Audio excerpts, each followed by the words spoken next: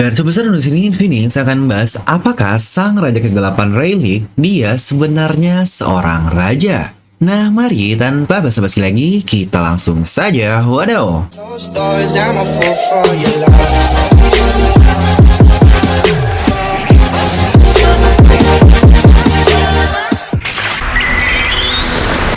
Nah, seperti biasa, sebelum lanjut video ini jangan lupa untuk subscribe dan juga nyalakan bel notifikasinya ya. Karena kalian tidak akan tertinggal informasi menarik seputar One Piece hanya di channel Devil No Me. Terpastikan sebelum kalian komen atau cuma baca judul doang, kalian tonton video sampai habis. Jadi tidak ada informasi yang miss dan juga yang setengah-setengah. Oke, kali ini kita akan bahas mengenai salah satu karakter yang sangat-sangat luar biasa sekali, yaitu The Dark King Silver Rayleigh atau Rayleigh si Raja Kegelapan. Salah satu karakter yang berhasil membulan-bulankan kedua Yonkou saat ini dengan sangat mudah. Dan bahkan satu muridnya juga sudah pernah dihajar dan sekarang dia menjadi Yonkou juga alias Senchou kita Luffy. Nah, di sini kita akan bahas mengenai sebutan dari Rayleigh ini sebagai raja atau king. Apakah mungkin ada makna sebenarnya di balik namanya tersebut? Oke, pertama, sebelum kita bahas mengenai Rayleigh, tentu saja kita akan bahas dulu beberapa sebutan atau gelar atau epitet terkait king atau raja ini.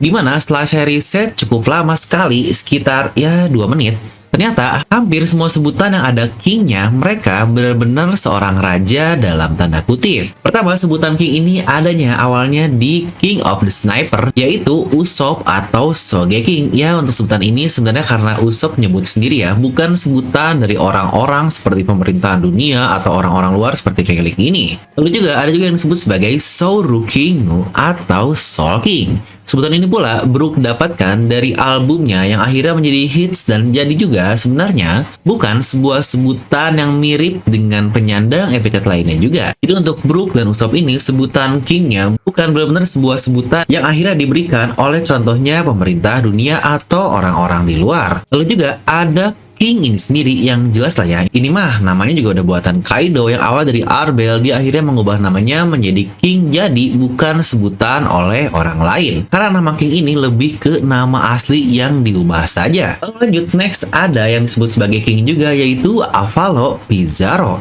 Dia ini adalah salah satu kru atau komandan juga dari bajak laut Kurohige Akatich. Dia disebut sebagai The Corrupt King. Ya benar, dia ini si raja korupsi. Mungkin kalau di negeri kita, aduh awas takutnya ada tukang bakso lewat nih. Dimana dia ini dari tampilannya, sejujurnya ketika dia keluar dari Impel Down, tapi dia ternyata tidak memakai pakaian Impel Down dan katanya juga dia ini termasuk ke tahanan level 6 yang berarti dia ini sebenarnya orang yang sangat berbahaya. Ketika keluar, dia menggunakan crown atau mahkota. Jadi mungkin saja sebutan ini, The Corrupt King ini, jangan-jangan jika dia sebenarnya adalah seorang raja secara literal. Dan karena korup, makanya akhirnya mendapatkan epitet atau gelar sebagai The Corrupt King ini.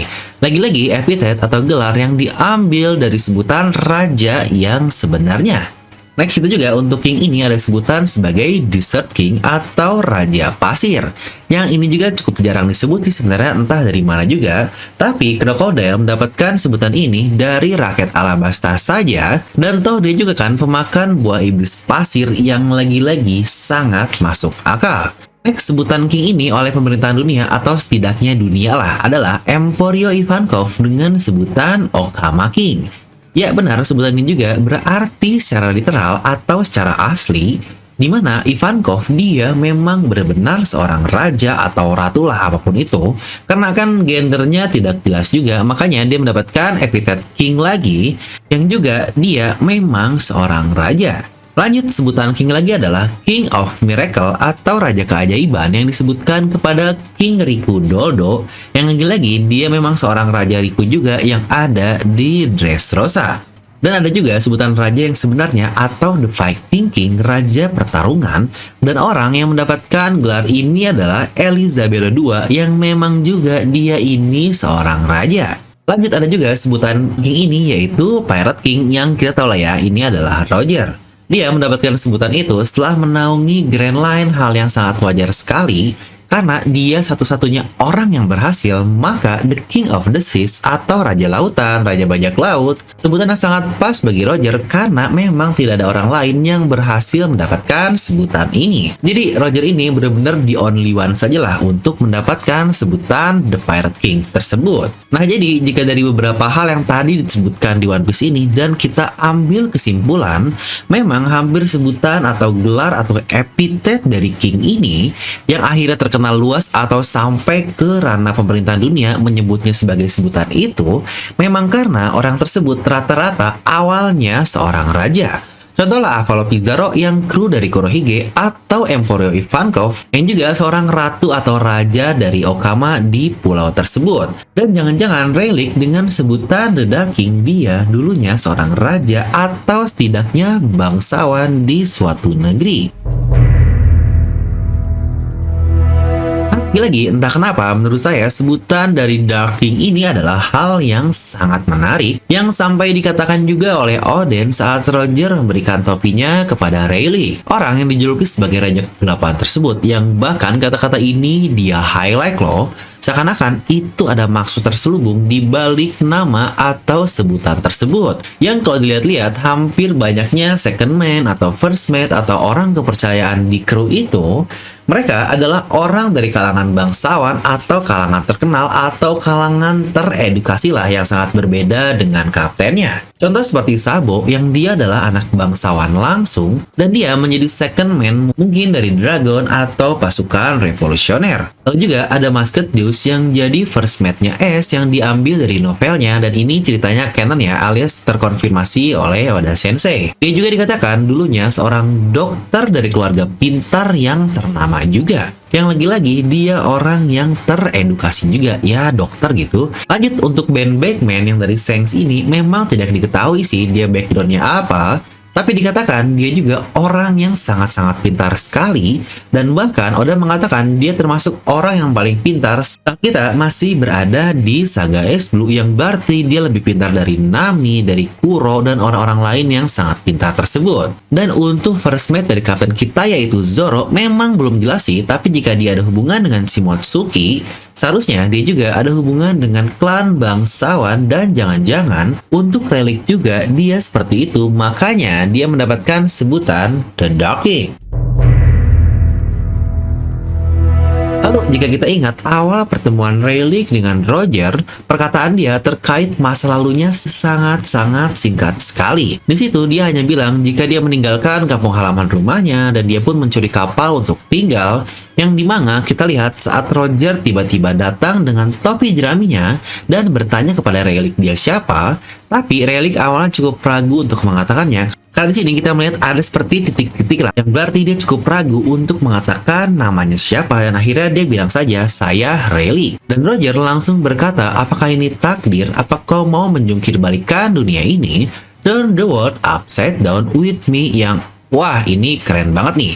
Dan itulah akhir dari flashback super singkat di antara keduanya yang terjadi juga sudah sangat lama sekali, di atas 50 tahun yang lalu, kalau tidak salah 55 tahun yang lalu. Yang kita tahu juga One Piece ini adalah serial yang Oda selalu menggunakan pola yang sama. Ingat polanya sama ya, tapi sequence-nya kadang dia balik-balikan, inversion or antitesis. Makanya jika sesuai dengan sebutan-sebutan raja tadi yang kita bahas di awal, bisa saja Rayleigh awalnya berasal dari keluarga bangsawan atau anak raja apapun dari negeri asalnya, tapi mungkin sama seperti Sabo, dia yang kesal dengan kerajaannya, akhirnya dia kabur dan membelot hingga akhirnya dia memilih jalan langsung untuk melawan pemerintahan dunia.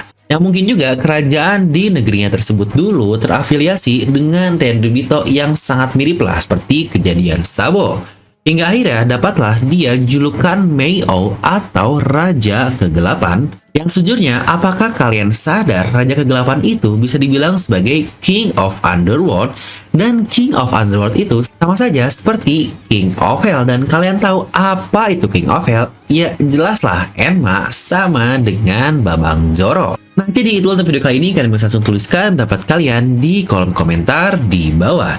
Tapi seperti biasa sebelum itu, buat kalian nih para wibu yang bermasalah dengan outfitnya dan tidak pernah pede ingin menggunakan outfit apa ya kira-kira biar keren. Kami dari DNMers sedang ada promo bundling luar biasa loh, dari 200.000 hanya menjadi 150.000 saja. Dimana kalian akan mendapatkan satu desain Shanks ini yang akan meningkatkan status wibu kalian biar nggak cupu-cupu banget. Plus juga kalian akan mendapatkan box poneglyph yang membuatnya menjadi sangat misteri.